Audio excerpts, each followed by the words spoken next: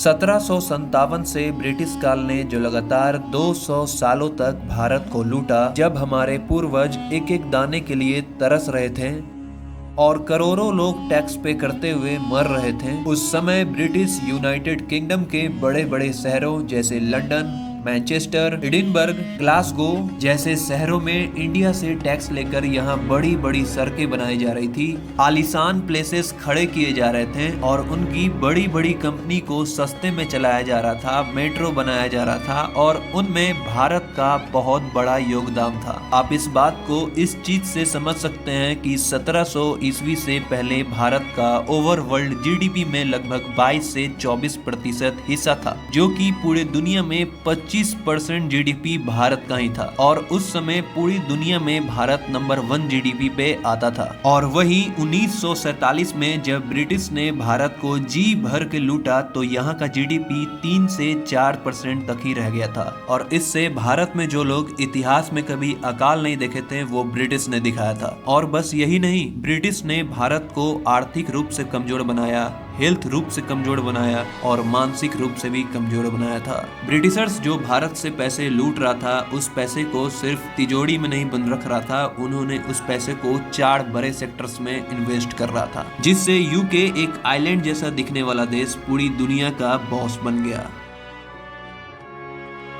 जिसमें सबसे पहला फैक्टर आता है द इंडस्ट्रियल रिवॉल्यूशन। 1750 तक ब्रिटेन के पास बड़े कारखाने चलाने तक के पैसे नहीं थे, लेकिन 1757 बैटल ऑफ प्लासे और 1765 दीवानी राइट्स के बाद बंगाल से अचानक से बेहिसाब पैसे लंदन पहुंचने लगे और इन पैसों का वहां स्टीम इंजन, टेक्सटाइल टेक्नोलॉजी जैसी बड़ी बड़ी चीजें बनने लगी और यूरोपियन कंट्रीज में भारत के कॉटन क्लॉथ्स डिजाइन कपड़े बहुत हाईली डिमांड पर उस समय हुआ करते थे और ब्रिटिशर्स ने इसे इंडिया में मैन्युफैक्चर करके ये सारे कंट्रीज को सेल किया, वो भी बिल्कुल फ्री में। इन सब का इन्वेस्टमेंट बिल्कुल फ्री था, चूंकि इंडिया से कॉटन कच्चा माल मुफ्त में जनता के टैक्स के पैसे से वो ब्रिटिशर्स खरीद लिया करते थे और यहीं के लोग के पैसे से यहीं कपड़ा बनाकर यहीं के लोग को बेचते थे और बाहर के कंट्रीज में भी एक्सपोर्ट किया करते थे।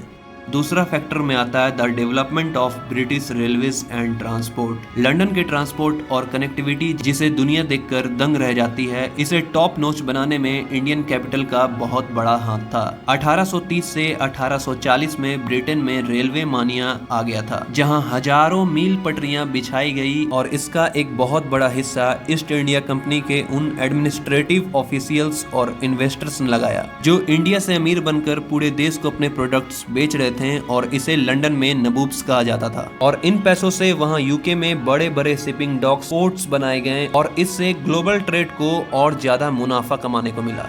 तीसरा फैक्टर में आता है home charges and royal pension. इस स्कीम को सुन के आप भी दंग रह जाएंगे। ब्रिटेन ने इंडिया से पैसे ले जाकर न केवल यूके में इन्वेस्टमेंट किया, बल्कि यूके के सिविल सर्वेंट्स जो हर एक बड़े अफसर की आलीशान लाइफ स्टाइल को मेंटेन करते हैं, उसे फंडिंग भी की और हर साल इंडिया से एक फिक्स्ड अमाउंट यूके भेजा जाता था, जिसे इन लोग होम चार्जेस कहते थे। इस पैसे से उनकी रिटायरमेंट अफसरों को यूके में बैठकर मोटी पेंशन मिलती थी और उन रिटायर्ड अफसरों ने यूके में इससे पॉश एरियाज जैसे बाथ, चिल्टिंघम और लंदन के पोस्ट ब्राउस में बड़े बड़े आलीशान बंगलोज और एस्टेट्स को बाय किया करते थे।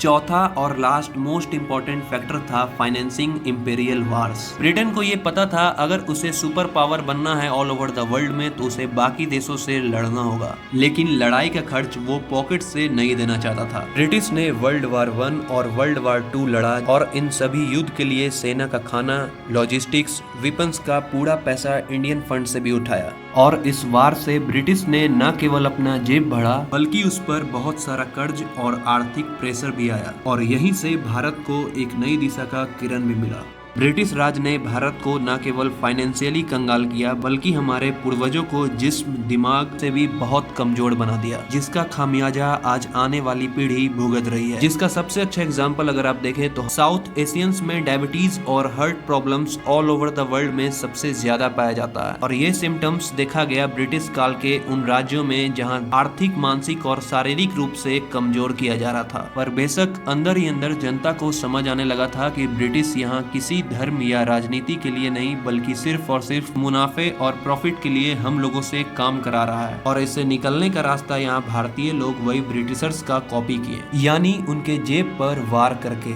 1905 के स्वदेशी मूवमेंट से लेकर महात्मा गांधी के नॉन कॉपरेशन तक भारत के हर एक अमीर से गरीब लोग को एक साथ कर एक मास्टर प्लान बनाई गई और भारतीय लोग इन्हें टैक्स देना बिल्कुल बॉयकॉट करने लगे। और इससे ब्रिटिशर्स को वहां लंदन के मिल्स का प्रॉफिट रातों रात क्रैश देखने को मिला। और आखिरी ब्लो 1946 में रॉयल इंडियन नेवी ने रेबेलियन कर दिया। ब्रिटिशर्स को ये साफ समझ आ रहा था कि जिन सेना पर वो टैक्स वसूली किया करते थे वो सेना उनके खिलाफ जाने लगी है और इंडिया को चलाना उनके लिए फाइनेंशियली घाटा का सौदा बनता चला जा रहा था। और इन्हीं रणनीतियों और आर्थिक प्रभाव से भारतीय ब्रिटिशर्स को भारत से भगाने में पूरे सफलपूर्वक विजेता रहे।